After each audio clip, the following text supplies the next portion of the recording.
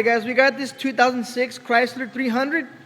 On these radios, it's becoming common practice for us to put double din in-dash radios in here, but the factory radio won't allow you to because it has the weird little the knob turners for the ears.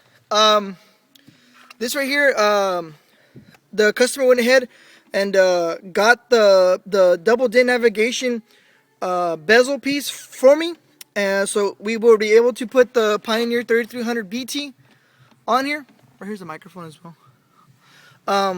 So we can make it a full integration double din in here for his radio. Special ordered the radio for him.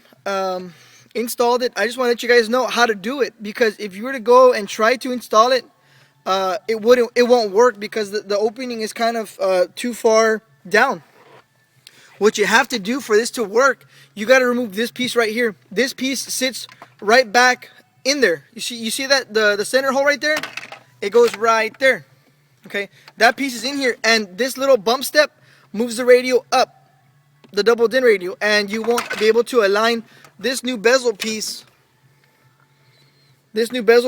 onto where it mounts up and where these clips go onto. So in order to put the double din radio, you have to remove the 4 screws on the sides and on the 2 on the bottom.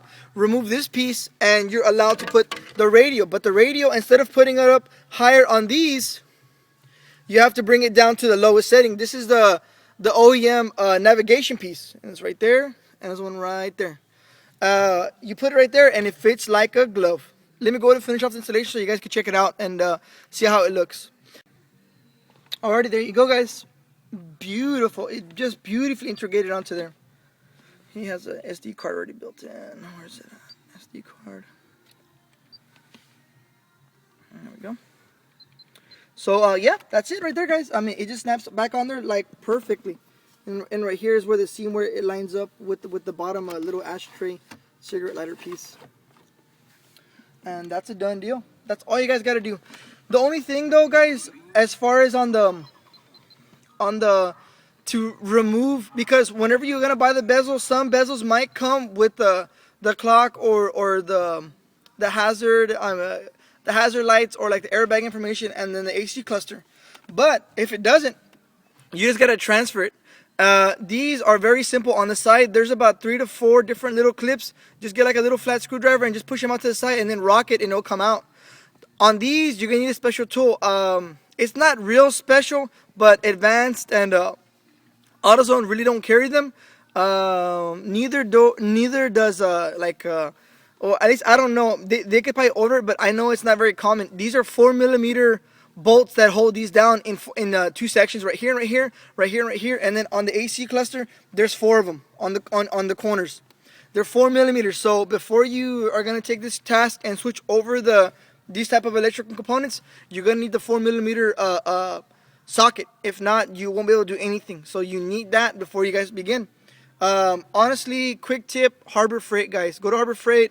They got this cool little set. I think it's like $12, and it has everything. It even has like 4.5mm, 5.5mm. Those real odd sizes. You never know. But as far as in my profession, I need to have everything because I need to be ready for anything.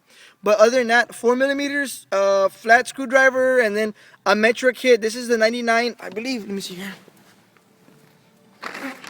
It's the Metra 996510, and you're good to go. And then the harness, I believe, is the 706510, and then the European antenna adapter, and rock and roll.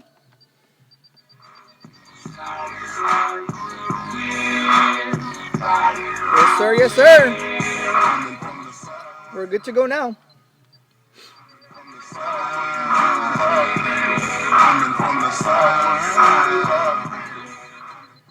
Okay guys, well let's call him up and let's tell him the good news that we got it on there for him. And thanks for watching guys.